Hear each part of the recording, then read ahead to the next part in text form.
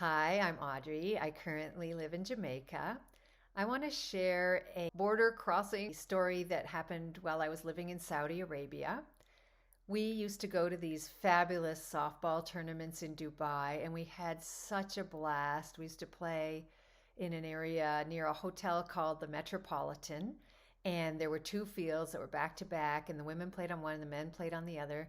And the tournaments would go all night long so that they could fit them in over a weekend. So you'd go to bed and wake up at 2 a.m. and have your next game, and you're playing under the lights. And there was a bar nearby where people would go in the meantime, or they'd go have a nap, or they'd go into the bar and they'd go dancing or have a drink or whatever. It was crazy town, but it was so much fun. And one of the times, because I went on this trip, of course, with my team, and my husband didn't go, he stayed home with the kids. Thank you, Mark. And we were coming home, and on the same flight was a family, the Hallbergs. Shout out to you. Hi, Monty. Hi, Julie.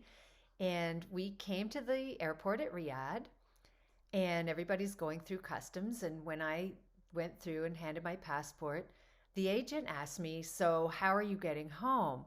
Well, silly me, I said, "Oh, I'm just going to catch a cab, no problem." And he said, "You can't do that."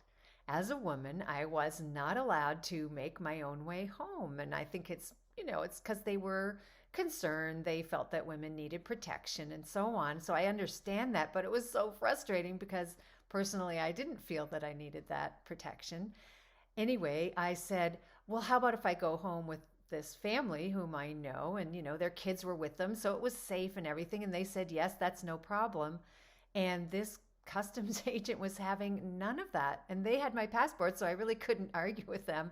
I had to wait. I had to call my husband and I had to wait at the airport while he drove to the airport to come and get me. And, it's just one of those difficult kind of stories that you get used to when you're living overseas. And honestly, it's frustrating sometimes at the time, but it makes a great story afterwards. So that's my border crossing story in Saudi Arabia.